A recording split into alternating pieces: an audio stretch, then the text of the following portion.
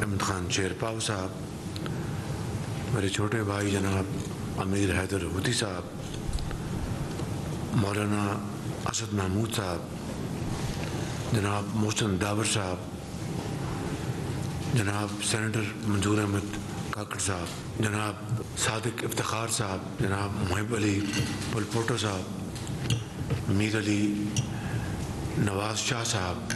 محترمہ مریم اورنگزیب صاحبہ، جناب اسلم بوتانی صاحب، جناب رانا ثناء اللہ خان صاحب، جناب چودھری سالک حسین صاحب، محترم نوابزادہ شاہ زین بگٹی صاحب، میں آپ سب کو دل کی گہرائیوں سے خوش آمدید کہتا ہوں اور آپ کا شکریہ ادا کرتا ہوں کہ آپ نے آج اپنی مصروف گھڑیوں سے وقت نکال کر آپ یہاں میری دعوت پر تشریف لائے تاکہ ہم اکٹھے پھر بیٹھ کے ہم یہ جو اتحاد 16 ماہ پہلے بنا تھا اس کو اللہ تعالیٰ نے باوجود بے پناہ مشکلات کے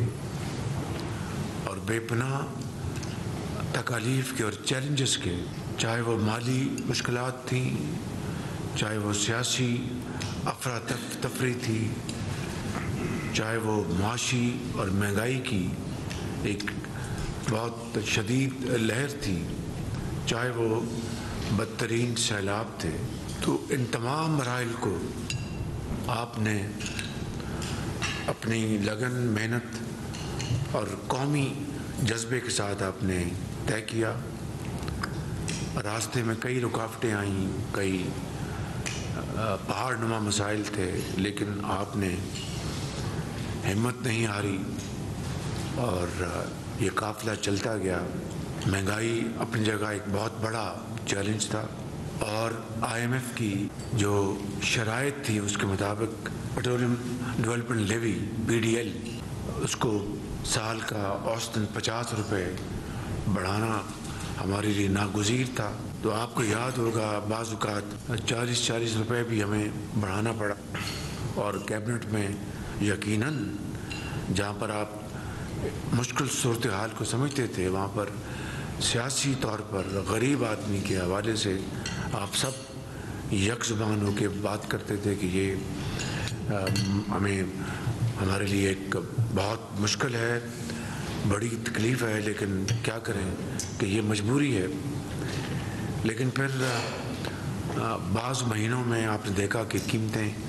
کم بھی ہوئیں، پچھلی جو قیمتیں بڑھائی گئیں اس سے پچھلی مرتبہ قیمتیں کم بھی ہوتی رہیں، لیکن یہ مجموعی طور پر ایک بدترین دور تھا عالمی مہنگائی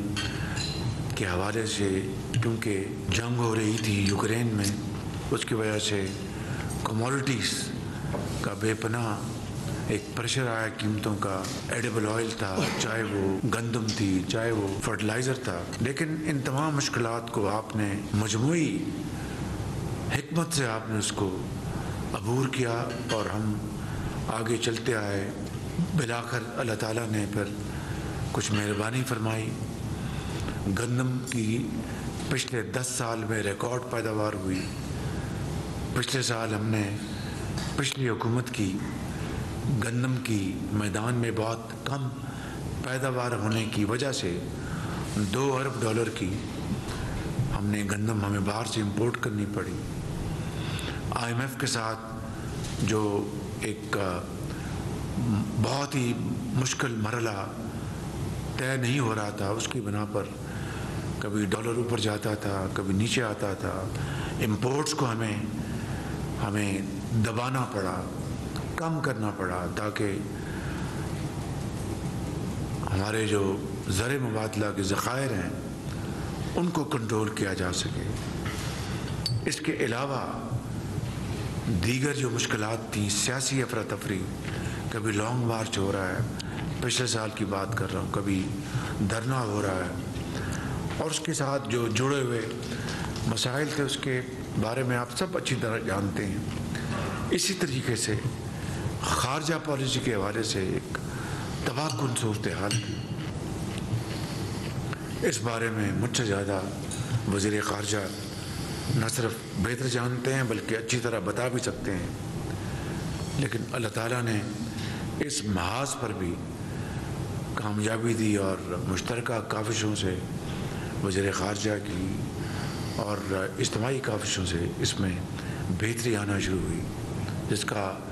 بالآخر بہت اچھا نتیجہ نکلا اور بالآخر IMF کا بھی معاہدہ ہو گیا، جس کے اوپر اللہ تعالیٰ کا جتنا بھی شکر ادا کریں کم ہے، کیونکہ اگر یہ معاہدہ نہ ہوتا مجھے اس میں کوئی شک نہیں تھا کہ ایک ملک کے اندر تباہ کن صورتحال ہوتی، ادویات کی دکانوں پر لائنیں لگی ہوتی، لائف سیونگ ڈرگس نہ ملتی، اور بچوں کے لیے خشک دودھ اس کے اوپر لائنیں لگی ہوتی۔ غرض یہ کہ ایک ہر طرف ایک بہت برا ایک تصویر نامہ ہوتا، بینکس کے ساتھ LCs نہ کھل پاتی، اگر کھلتی تو باہر کے جو گاہک ہیں اس کو ایکسیپٹ نہ کرتے جب تک کہ انٹرنیشنل بینکس اس کو انڈورس نہ کریں، انٹرنیشنل بینکس شاید انکار کر دیتے، مطلب ایک عجیب صورتحال ہوتی، زراعت، صنعتیں، بے روزگاری۔ تو اللہ نے بڑا کرم کیا، بالآخر اجتماعی کاوشوں سے IMF کا معاہدہ بھی سائن ہو گیا اور اللہ نے بڑا کرم کیا۔ پھر 9 مئی کا واقعہ آیا اور اس دلخراش واقعے نے ایک نئی ملک کے اندر افراتفری اور بے یقینی کی ایک بہت خطرناک صورتحال پیدا کر دی۔ گو کہ یہ ایک بڑا المناک واقعہ تھا، لیکن خیر کا پہلو ہی نکلا کہ مکروہ چہرے سامنے آ گئے اور پوری قوم نے ان چہروں کو پہچان لیا۔ تو اس طرح میں سمجھتا ہوں کہ ہم بہت یعنی لمبا سفر کر کے، جس میں پہاڑ نما مشکلات تھیں، خاردار راستے تھے، لیکن خدا نے بڑا کرم کیا اور کچھ بہتری آئی۔ میں یہ تو نہیں کہتا کہ بہت بہتری یہ آئی کہ ڈیفالٹ سے ملک نکل گیا اور دوست نما دشمن بد دعائیں کر رہے تھے کہ ڈیفالٹ ہو جائے، تاکہ پاکستان بالکل تباہی کی دہانے پہنچ جائے، جس کے لیے تانے بانے ان کی حکومت تک جاتے ہیں۔ اسی طرح امریکہ کا سائفر کا جو معاملہ تھا، وہ ایک انتہائی خطرناک، ایک انتہائی شرمناک ایک پاکستان کے خلاف سازش تھی، اور اس کے جال تانے بانے یہیں بنے گئے۔ وہ ساری حقیقت آپ کے سامنے ہے۔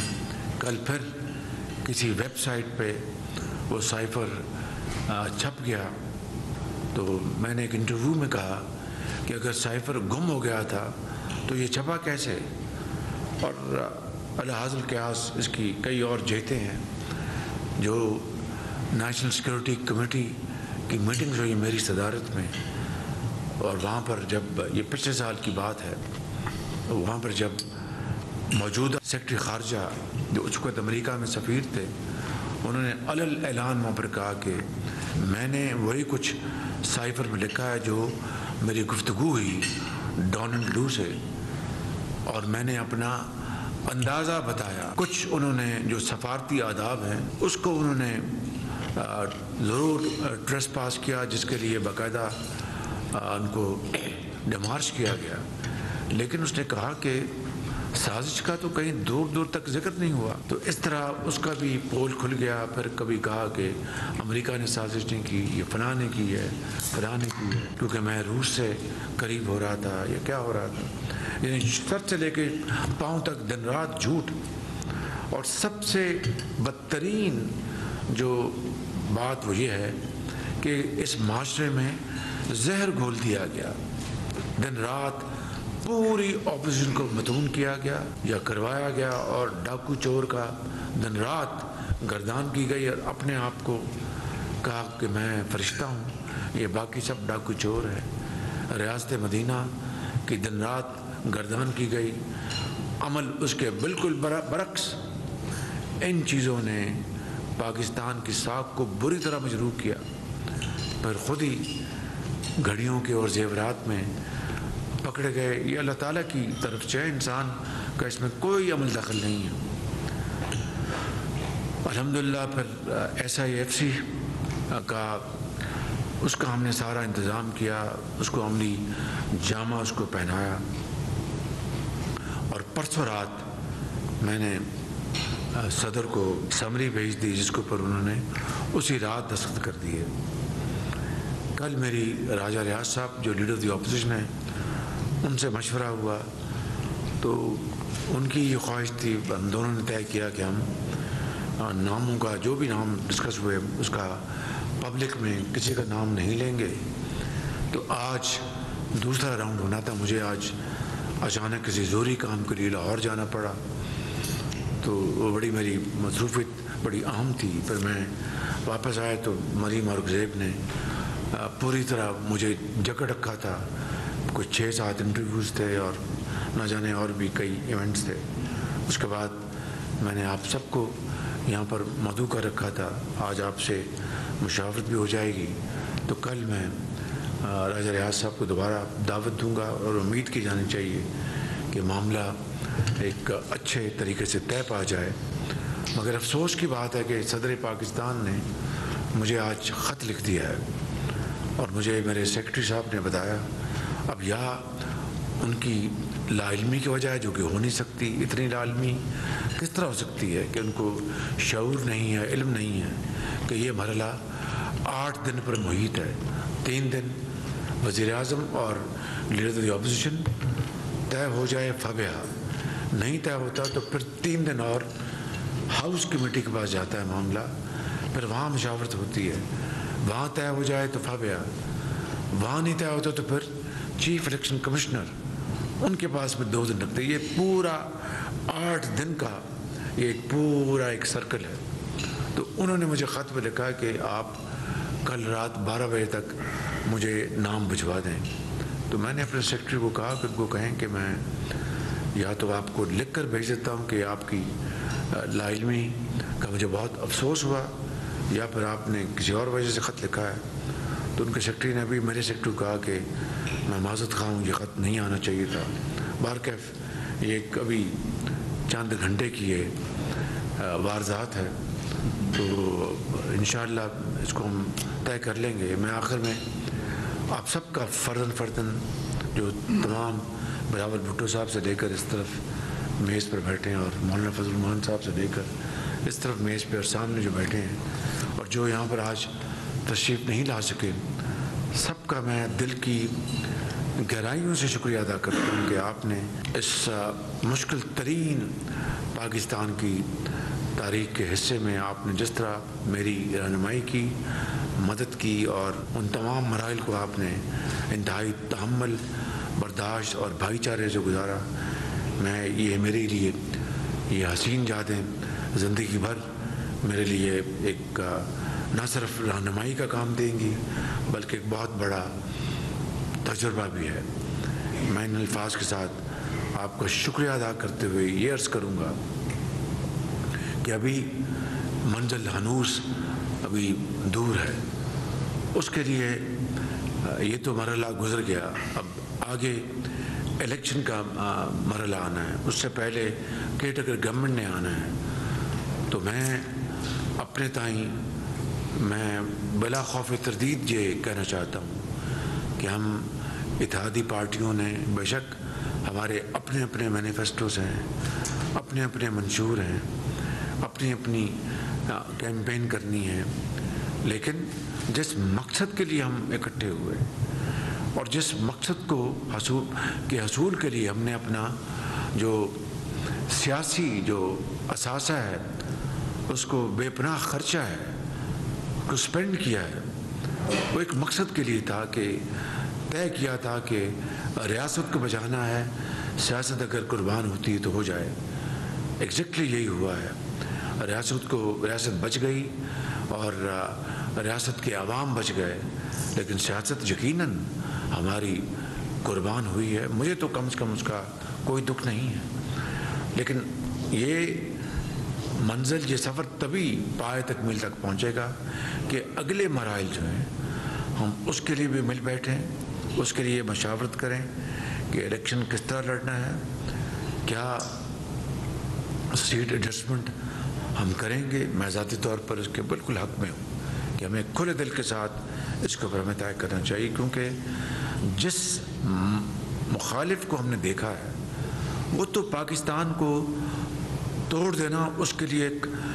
کھلونے کے مترادف ہے۔ مجھے بڑی تکلیف اور مایوسی ہوتی جب میں یہ سوچتا ہوں اور منہ پہ یہ الفاظ آتے ہیں۔ بڑے بڑے وزیر اعظم آئے، بڑے بڑے لیڈر آئے جنہوں نے بڑی بڑی مشکلات برداشت کی،